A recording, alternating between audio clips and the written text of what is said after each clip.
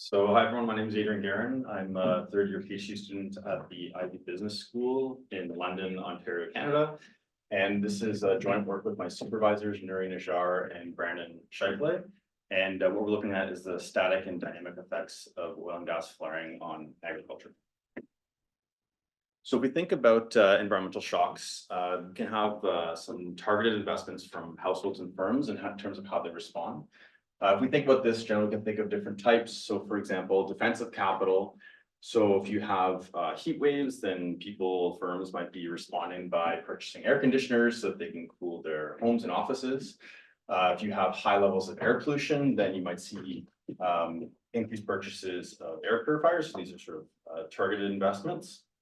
As well, you might see some replacement capital. So if you have a natural disaster, then you might have firms then making purchases to replace what was damaged. So in the context of a hurricane, for example.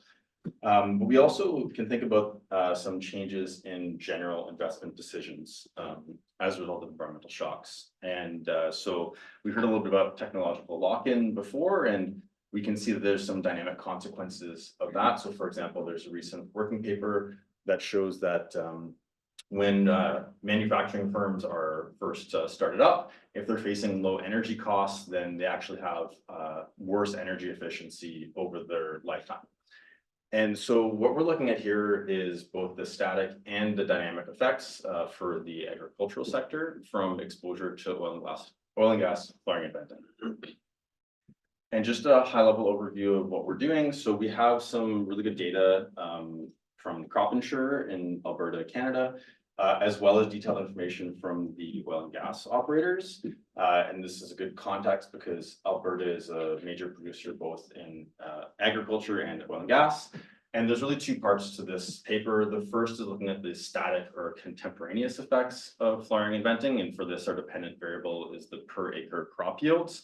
And our approach here is just using a simple two-way fixed effects regression. In the second part, what we look at is the dynamic effects of these productivity shocks on firm investment. And for that, we're looking at the land under cultivation. And for that, we use a local projection approach. Just to highlight the findings before I get into some more detail. So the first part, what we find is that there's heterogeneous productivity shocks from flaring and venting. I'll get into this a little bit more later. So flaring increases crop yields, venting decreases crop yields. And then what we also find is that there's a non-symmetric investment response. So when farms are exposed to flaring, they then cultivate more acres. When they're exposed to venting and they have this negative productivity shock, they don't change their farm size. And so we are looking into that a little bit more. I'm maybe going to skip the contribution slide there, but I'll just mention that there's a couple streams of literature here. One is generally looking at the effect of air pollution on agriculture. There's a few studies that look at pollution from coal-fired electricity in the US showing different effects. One showing that the clean power plant that reduced sulfur emissions actually resulted in reduced yields because sulfur is a fertilizer.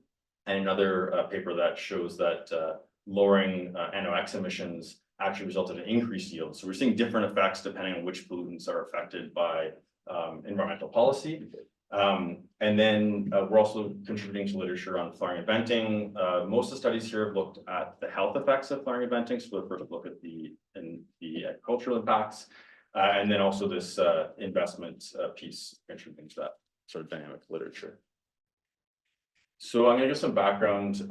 Before I started working on this, I didn't know what flaring and venting were, so I'll mention that. So essentially, if you're an oil and gas operator, particularly if you're looking at crude oil, you have these unwanted gases or natural gases, or what are called associated gases that are in the oil reservoir, and they have to be dealt with in some way. And so sometimes the firms will use it on site for some processes, or they might capture it and sell it off. But sometimes that's costly, or they don't have the infrastructure available. And so as a result, what they do is they just burn it off, and that's flaring. Or otherwise, they may just release it to the atmosphere, and that's venting. And so just to think about what flaring and venting are in context, so it's actually a very common practice. It's a valuable resource that's being wasted since this is natural gas. Globally, 140 billion cubic meters are flared, and that's about 3/4 of Canada's natural gas production annually. And Canada is the 5th largest producer of natural gas, so this is a very significant volume. Like I mentioned, conservation can be costly, and also there's what we call like non-routine or routine flaring, and in the non-routine sense, there might be some emergency reasons why a firm might have to flare a vent because of the engineering of the operation.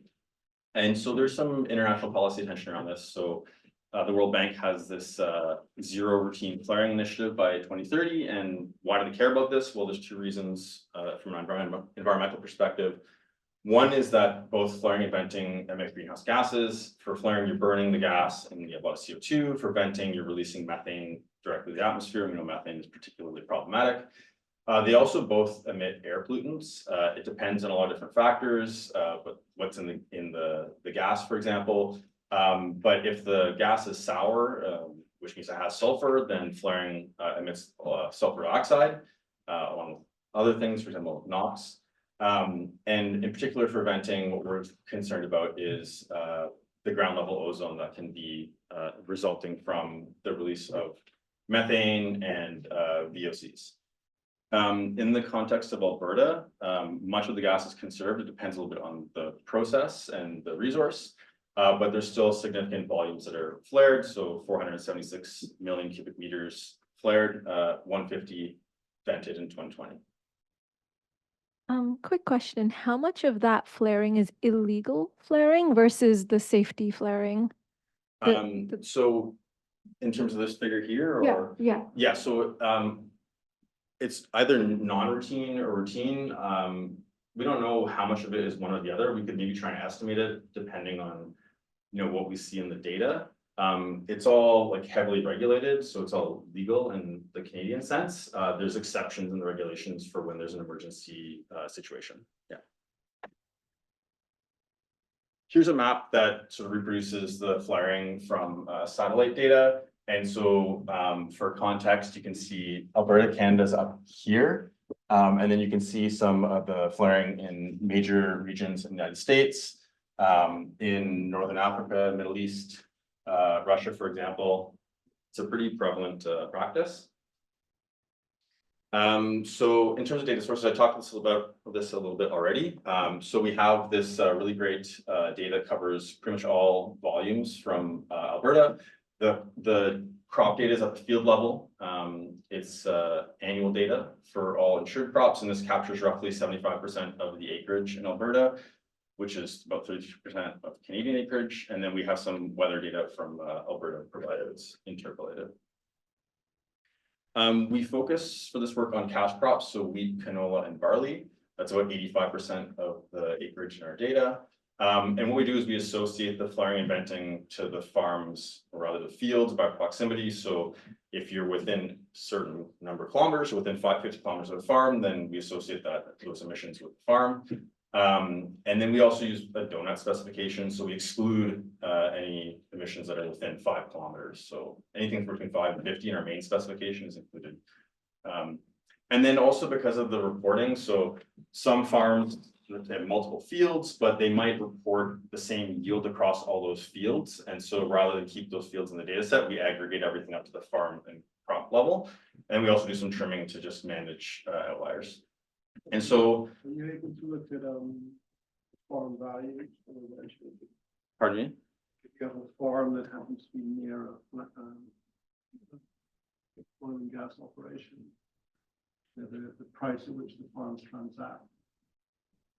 In terms of the value of the land? Yeah. Yeah, so we have some land value, but it's much coarser than what we have, so we don't have it at this level of granularity. Looks like in places where oil and gas is prevalent, where that's reduced, because often it's agricultural land around. Yeah, so there is a lot of co-location. I don't know if we looked at that specifically, but we looked at whether or not there's an effect of exposure on agricultural land prices, and there's not. But again, it's like a much coarser data set. Yeah. Belies my understanding of the physics involved here, but it developed with this proximity measure with upwind, downwind measure. So we don't do upwind, downwind. It's really just like intent to treat. Matter? What's the kind of? I think it would matter. We just haven't done that. So yeah, because we're talking about air pollution. So if you're downwind, then you'd expect to get hit, and if you're upwind, then not. That might be another way of getting it. Yeah, so we're kind of like looking at an average effect. If you're in that sort of radius, then you're treated, and yeah. What about sort of water pollution? We don't look at that, yeah. Yeah. Okay, so average, just some quick summary statistics. So average farm is almost 1,000 acres. Revenue is 300,000 Canadian with significant variation, and the average farm is exposed to approximately 4 million cubic meters of either flaring or venting, but there's a lot longer tail on the venting exposure. So this is just a quick map showing in 2002, 2009, black dots are farms, blue dots venting, and red dots flaring, and the size represents the volume or the size of the farm. And it's just meant to show that, you know, there's some change over time and that there is a significant amount of co-location of these different activities. Both are quite prevalent in Alberta. And this is just looking at different regions, census agriculture regions. And so blue line is venting, red is flaring. And so what you see is that like they move differently. So in some instances, they seem highly correlated and others very much not, but there's also a lot of variation over time. And if you look at the axes, like they're quite different across regions. So we have a lot of good like sort of spatial and temporal variation off of which to estimate. Okay, so look at the crop yield model. So we do this separately for wheat, canola, and barley. And I mentioned that we have this donut specification. So to the extent that you might be concerned that there's something happening hyper local in terms of damaging the land or other sorts of local pollutions which are removed. And what we do is we look at the effect on yield of exposure to flaring and venting with farm ID and time fixed effects. And we have this set of weather controls, which includes the monthly precipitation and the sort of cumulative exposure to 1 degree increments of temperature during the growing season. And this is done because, you know, plants can be very sensitive to high ends of the temperature. And so in terms of identification, we argue that flaring and venting are plausibly exogenous. And the reason for this is that it is very highly regulated. It depends on the commodity prices, natural gas and oil, and also pipeline constraints. So if you're not near a pipeline, you don't have the infrastructure to ship out the gas.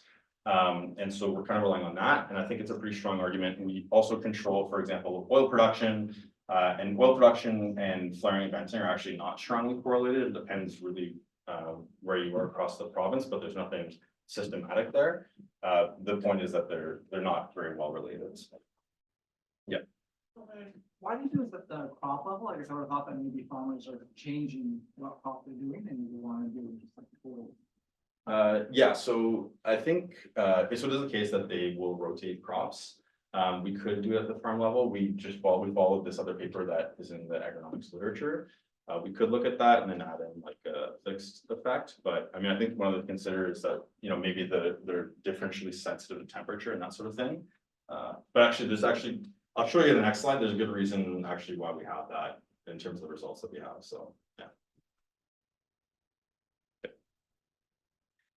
So here are the results. Question. So it seems like you're doing it in this sort of static way because planting and like it's all occurring like over time. So there's like not just one event, but it's occurring over time. But is your sense that it's more permanent, the damage that it does, or like more one-off? Because if it's more permanent, I would worry that there's reallocation across space so that there are like spillovers that could bias your things here. Yeah, thanks for the question. And so, yeah, that's maybe we'll get to that in the dynamic part, but also for this.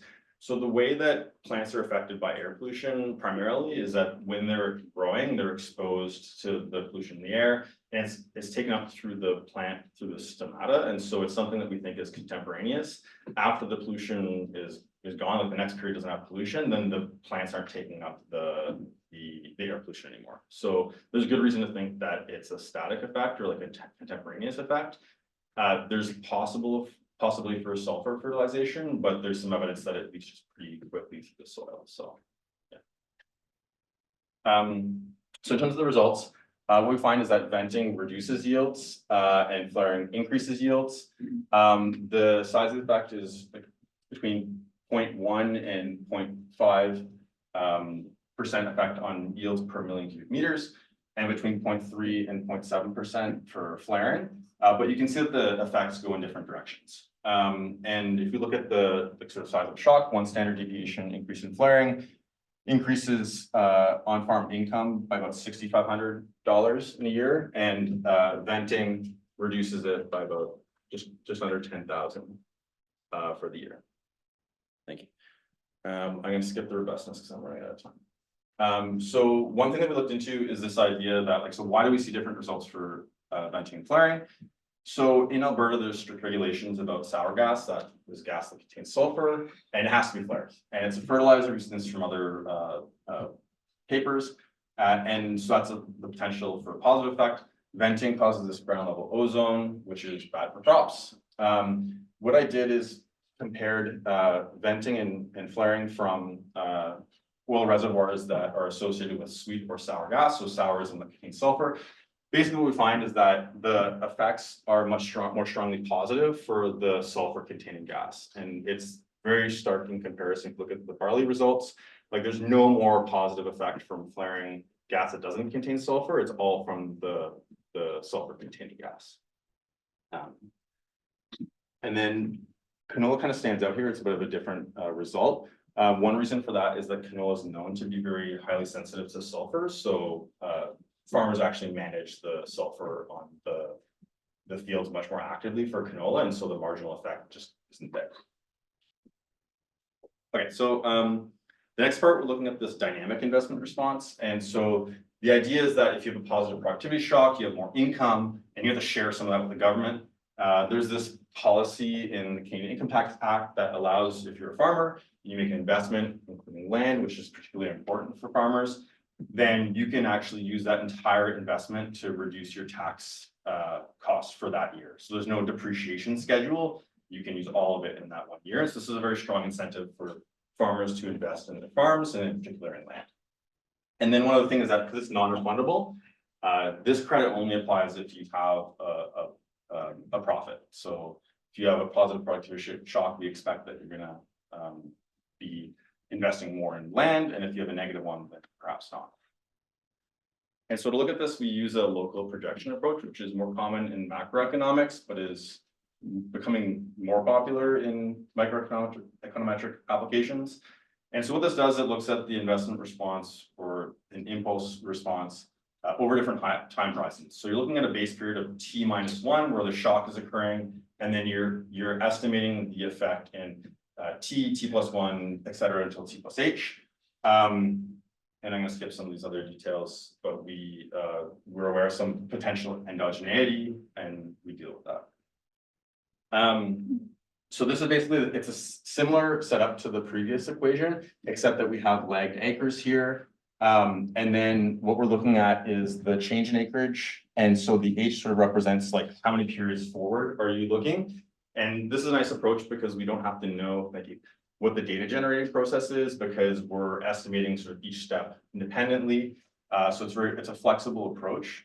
And yeah, there's a method for conditioning on future exposures. I'm not going to get into that here. So this is sort of saying, okay, you're exposed in the base period, and you might be exposed in the future as well. And so this is the result that we find. So essentially, if you're exposed to flaring, then you're increasing the acreages under cultivation, and this effect sort of persists longer than we have in this chart. If you're exposed to venting, then there's essentially no effect. I'm going to skip some of this. Well, I think some of this is important. Like we only see this in cash crops, so to the extent that this is a tax thing, that's important, because if you're just farming for yourself, that's not going to. They're not going to expect to see this. And we have looked at other positive productivity shocks. So if there's a price shock, we're seeing the same thing, which is reassuring. And also interesting is that to the extent that you're cultivating marginal lands, then you're going to expect that the product is actually decreasing when you end up expanding, and that's something that we do see. So in conclusion, what we find is that there's sort of this looking at this policy interaction and how it can sort of cause these static environmental effects or shocks to persist over time through investment. And what we find is that flaring increases yields and venting decreases yields for cash crops in Alberta. And in response, the farmers are cultivating more land in response to flaring, but not in response to venting. So this is an interesting asymmetric result. And yeah, I'll stop there. Thank you.